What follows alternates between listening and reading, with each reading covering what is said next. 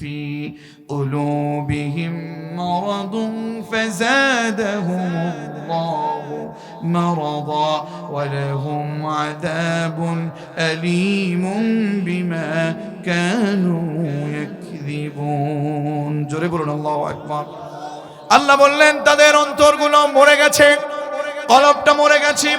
যাদের অন্তর মরে গেছে তাদের এই সুস্থ অন্তর না থেকে কলবটা অসুস্থ হয়ে গেছে।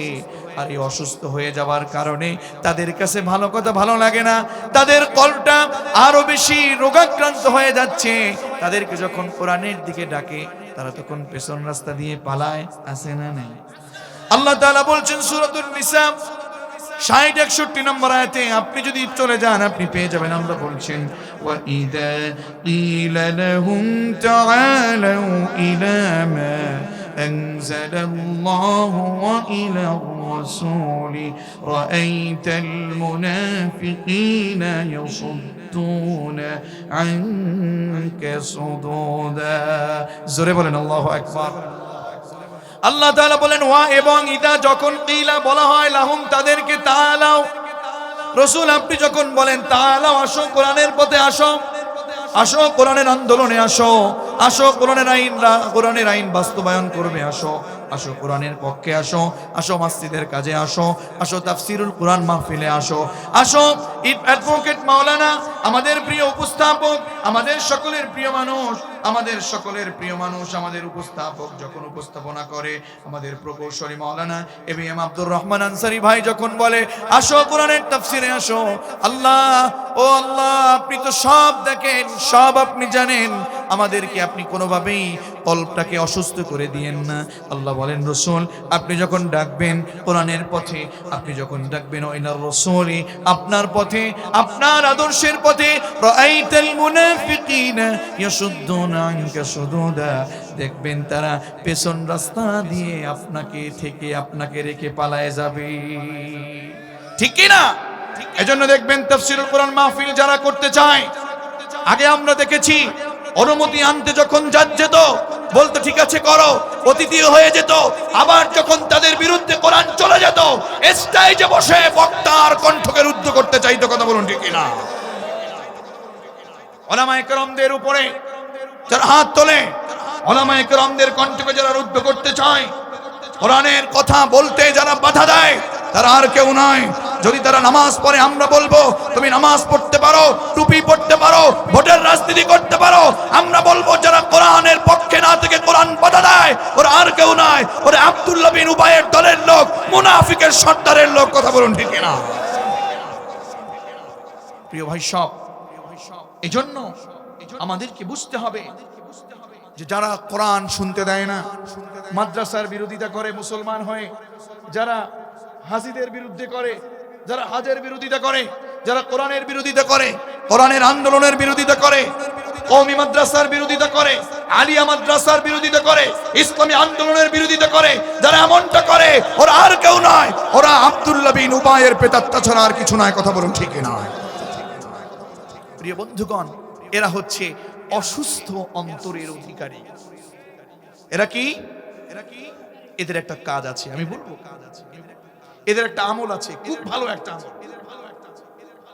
আল্লাহ তাআলা বলছেন সূরা হামিমের সাজদা 26 নম্বর আয়াত, আল্লাহ তাআলা বলছেন ওয়াকালাল্লাযীনা কাফারু লা তাসমাউ লিহাযাল কুরআনি ওয়ালগাউ ফীহি লাআল্লাকুম তাগলিবুন।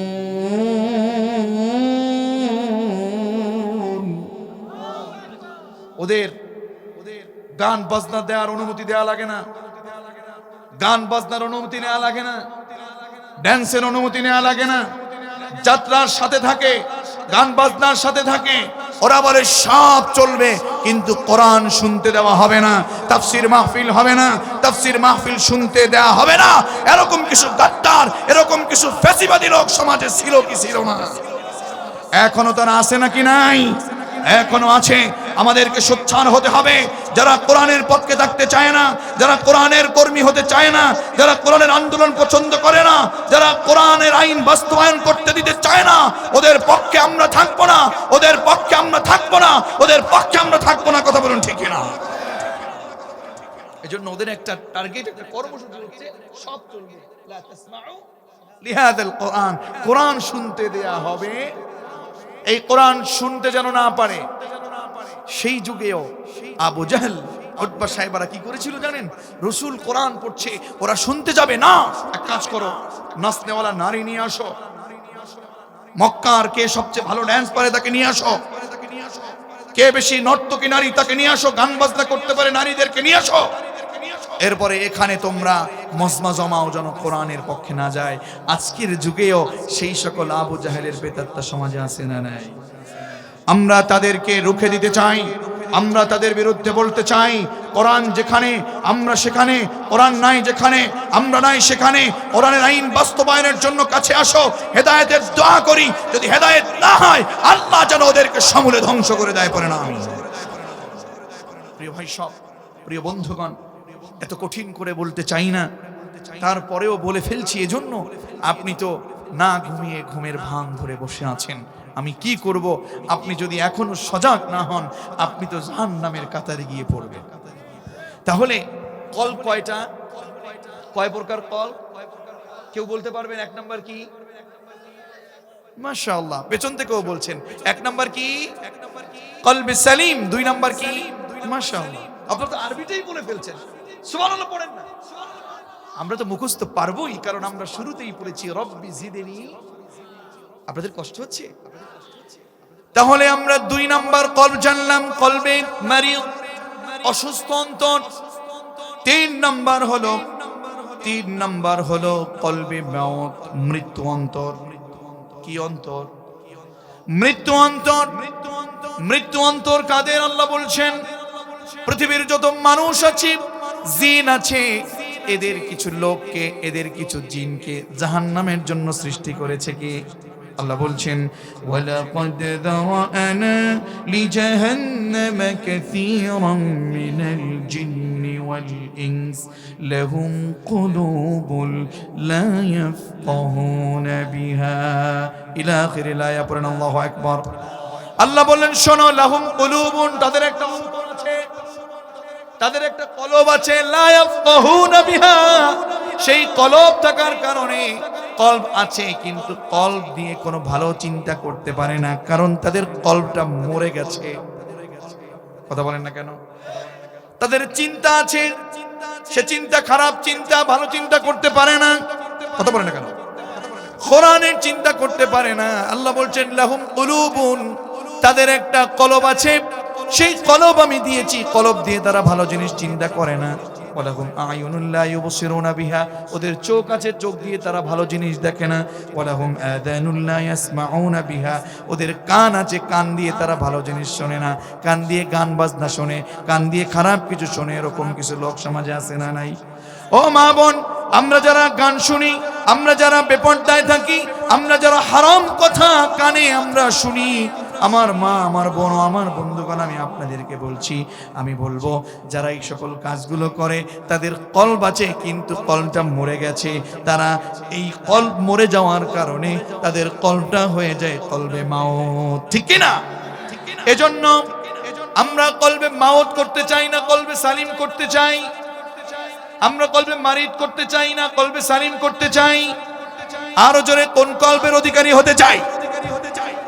তাহলে এবার বলেন, কলব কয় প্রকার? সবাইকে উত্তর দিতে হবে। আল্লাহ, আমি আপনার কাছে আমি এই অনুরোধ জানাচ্ছি, আজকের এই তাফসীরুল কুরআন মাহফিল থেকে যারা সুন্দর করে বোঝার আমলের নিয়তে যারা আজকে শুনেছে মালিক, আর যারা এখন মুখ থেকে বলবে, সকলকে আপনার পক্ষ থেকে এদেরকে কলবে সালিম প্রদান করেন, পড়েন আমিন।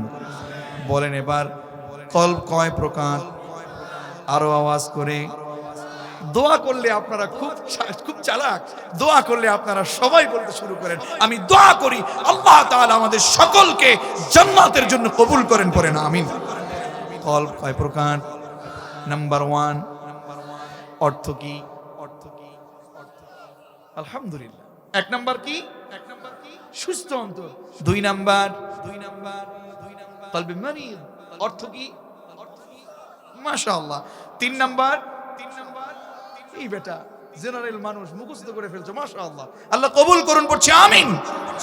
জবান খুলে ইমানি আওয়াজ দিয়ে বলুন, আমরা কলবে সালিম, কলবে মারিদ, কলবে মাউতের ভিতরে কোন কলবের অধিকারী হতে চায়? তাদেরকে আল্লাহ তাআলা বলছেন, এবার শুনুন, ইয়াউমা লা ইয়ানফাউ মালু ওয়ালা বানুন ইল্লা মান আতাল্লাহা বিকলবিন সালিম।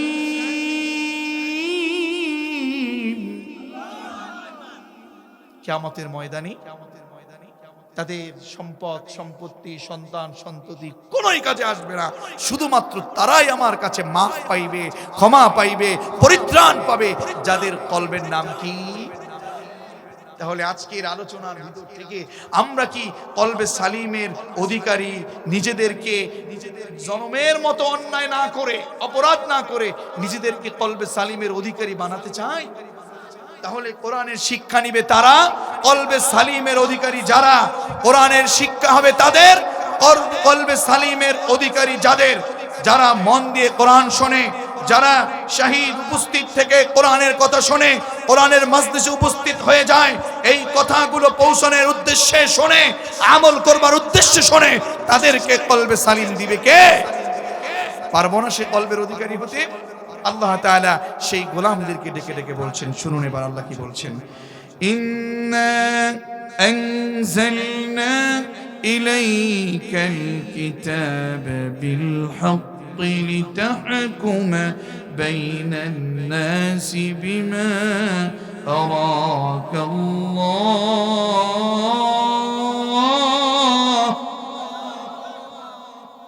ইন্না আনজালনা ইলাইকাল কিতাব, রাসূল আপনার কাছে আমি সত্যে পরিপূর্ণ, সত্য দিয়ে মেখা মাখানো, সত্য দিয়ে জমানো একটা কিতাব দিয়েছি। কিতাবের নাম কি? বলুন, কিতাবের নাম কি? কেন দিয়েছি জানেন? লিতাহকুমা বাইনান নাসি বিমা আরাকাল্লাহ। রাসূল আপনাকে আপনার আল্লাহ তাআলা মেরাজে নিয়ে তার বিজ্ঞানাগারে, গবেষণাগারে আপনাকে যেমন ভাবে শিখিয়ে দিয়েছেন তেমন ভাবে মানুষের মাঝে কোরআন দিয়ে ইনসাফ প্রতিষ্ঠা করবেন। সুবহানাল্লাহ। আজকে ইনসাফ প্রতিষ্ঠা না করে মানুষের মাঝে বেইনসাফ প্রতিষ্ঠা করে এমন কিছু লোক, এমন কিছু মানুষ সমাজে আছে না নাই? কথা বলুন, আছে না নাই? যারা কোরআন দিয়ে বিচার করে না, যারা কোরআনের পক্ষে বিচার চায় না, ওরা আর কিছু না, ওরা হয়তো কাফের, না হয় ফাসিক, না হয় জালেম। কথা বলুন ঠিক কিনা? এটা কি আমার কথা না আল্লাহর কথা? আল্লাহ বলছেন, ওয়ামান লাম ইয়াহকুম বিমা আনজালাল্লাহু ফাউলাইকা হুমুল কাফিরুন।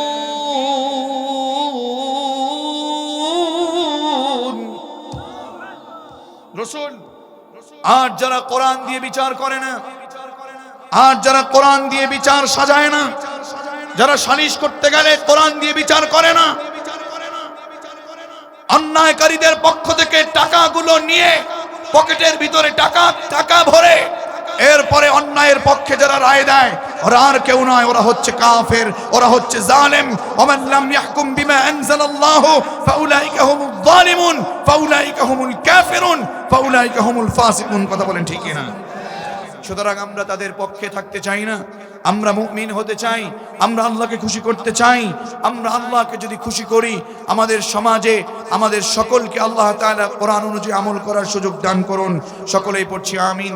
আমরা যদি আমাদের নিজেদেরকে ঈমানদার বলে দাবি করতে পারি, আমরা যদি আমাদের সমাজটাকে ঈমানে পরিপূর্ণ করতে পারি, আমাদের সমাজটাকে কোরআন সুন্নাহ দিয়ে সাজাতে পারি, নারীদেরকে পর্দার দিকে সাজাতে পারি, পুরুষদেরকে পর্দার দিকে সাজাতে পারি, পুরুষদেরকে সকলকে ন্যায় বিচারে সাজাতে পারি, কোরআনের আইন বাস্তবায়ন করতে পারি, সেই সমাজে কখনো অন্যায় আসতে পারবে না, সেই সমাজে কখনো দুর্ভিক্ষ আসতে পারবে না। আরে দুর্ভিক্ষ আসবে কেমনে? কারণ তারা কোরআন দিয়ে চলতে চায়, কোরআন দিয়ে যারা চলে সেখানে কখনো আমানতের খেয়ানত হতে পারে। হযরত ওমরের নাম শুনেছেন আপনারা? কথা বলেন না কেন? আমি এটা বলেই শেষ করছি। হযরত ওমরের নাম শুনেছেন আপনারা? বলুন তো, হযরত ওমর কোরআনের পক্ষে বাতিলের বিপক্ষে নরম ছিল না গরম ছিল? সবাই বলেন নরম না গরম? সেই ওমর এখন আমাদের দরকার আছে না নাই? আরো জোরে দরকার আছে না নাই? রাসূল না হয় আসবে না, আল্লাহ তো রাসূল না হয় কি রাসূল আসবে না? মা কানা মুহাম্মাদুন আবা আহাদিন মির রিজালিকুম ওয়ালাকিন রাসূলুল্লাহি ওয়া খাতামান নাবিয়্যিন। কিন্তু ওমর যে আসবে না এটা তো কোরআনে বলে নাই, এটা তো রাসূল বলে নাই। সেই ওমরের মতো সিফাত আমাদের দরকার আছে না নাই? প্রভু তুমি বলেছো রাসূল দেবে না,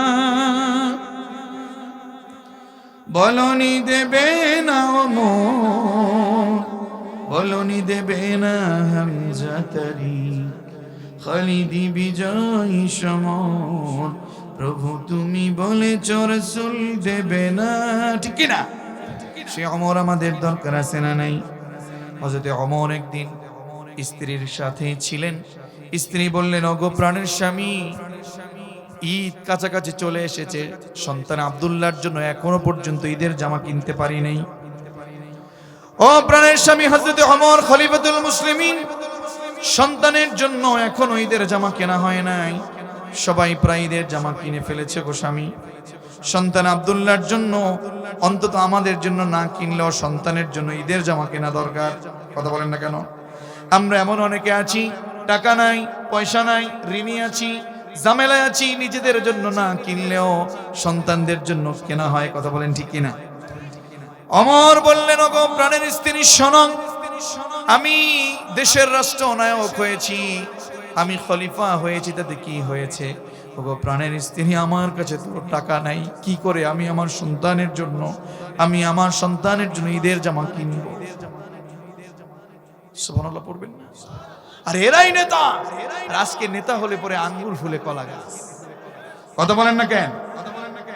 তেল মানুষ পায় না, তেল খাটের নিচে। কথা বলেন না কেন?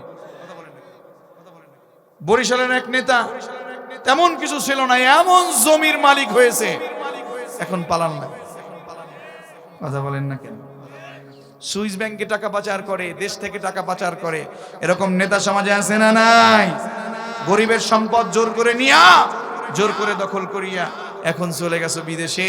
এখন জনমের মতো আরাম করো, আহারে কবরে যাও, আল্লাহ আরাম ছুটাই দিবে।